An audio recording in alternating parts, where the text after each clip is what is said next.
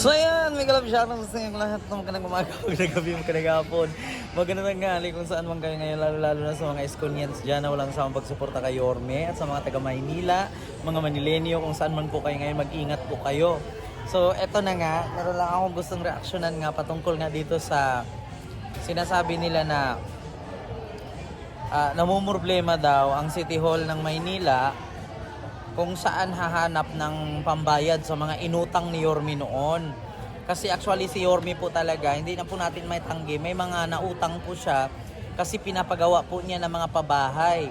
Isa na po dyan yung pabahay niya, ay yung ginawa niyang Condominium 1, Condominium 2, Binondominium 1, Binondominium 2, pabahay sa Pedro Hill, pabahay sa may San Lazaro, tapos may pabaseco, pabahay sa Baseco. Meron siyang mga pinapatayo mga paaralan. Isa na yan yung Almario Elementary School, yung Science High School, yung Hospital ng Maynila, Hospital ng Santa Ana, lahat. So yun po ay meron pa isa yung Manila Zoo. So utang po talaga yon. Actually, hindi pa ako naniniwala na namumroblema yung kasalukuyang administrasyon ngayon kung saan daw hahanap ng pambayad sa inutang ni Yorme. Hindi pa ako naniniwala. Alam niyo kung bakit? Kasi ito po kasing nangyari.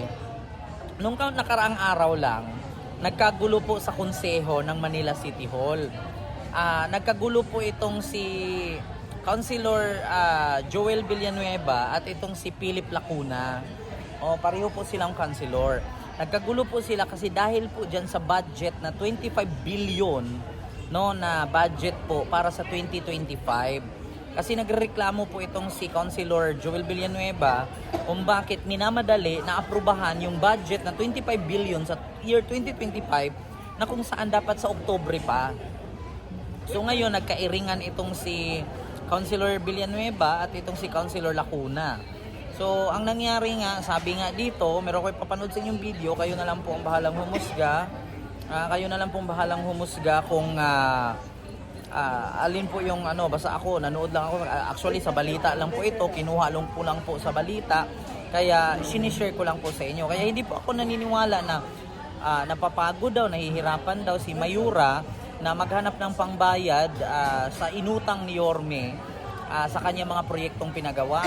Kaya nga daw po hindi nakapagpagawa ng project si Mayura kasi nahihirapan daw hanap ng pambayad na which is yung utang po kasi ni Yorme ay umabot po ng 17 billion.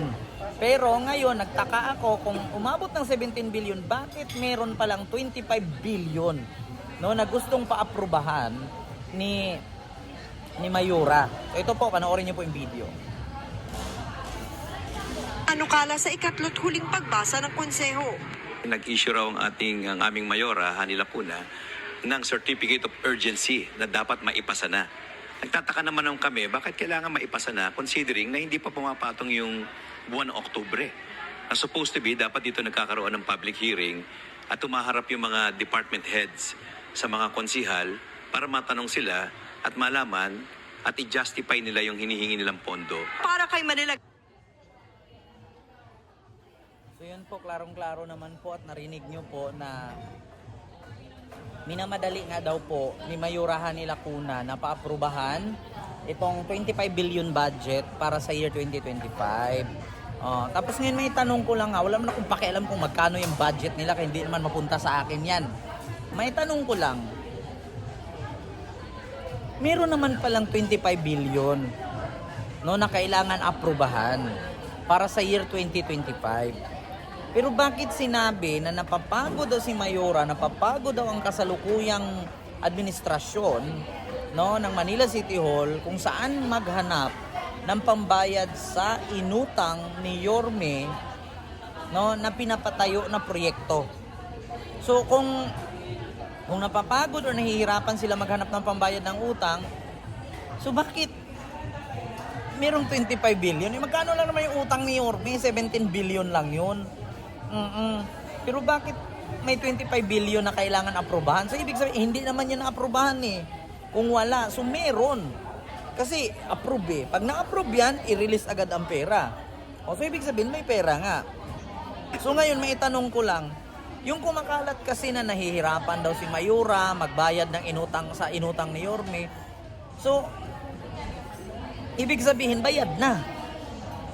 So, ibig sabihin bayad na yung inutang ni Yorme. Alam niyo kung bakit? Kasi hindi mo naman yan basta-basta paaprubahan yung 25 billion na yan kung meron ka pang inuutang. No? Kalaki-laki, 25 billion, 17 billion lang yung inutang ni Yorme.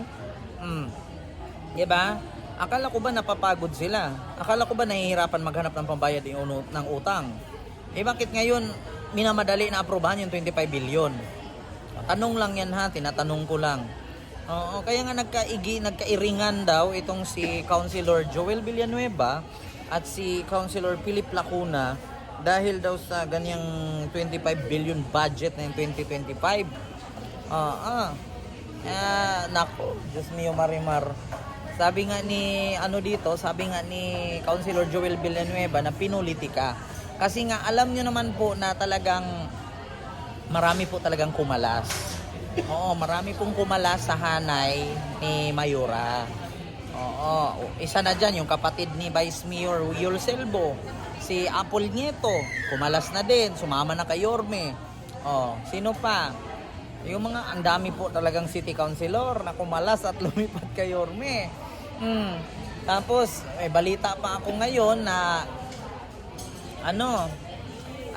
may kernel daw na sumabay sa hanay ni Yorme. Nako, kinakabahan ako. Meron sigurong mangyayari ngayon na alam nyo yung last 2 minutes biglang magbaliktad. Nako, ramdam ko yan. Nararamdaman ko yan na merong isang politician na pagdating last 2 minutes lilipat kay Yorme. Nako. Ngayon, nasa hanay pa siguro ng kabila. Pero ramdam ko yung last 2 minutes na yan, lilipat yan sa hanay ni Yorme. Maniwala ka sa akin.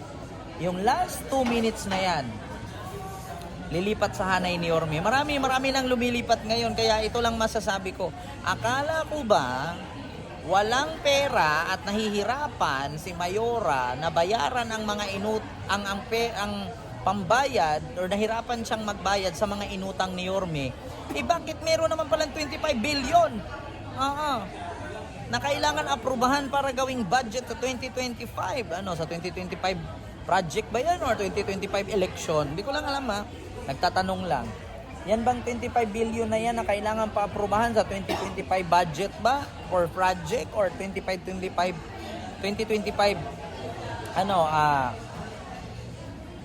election?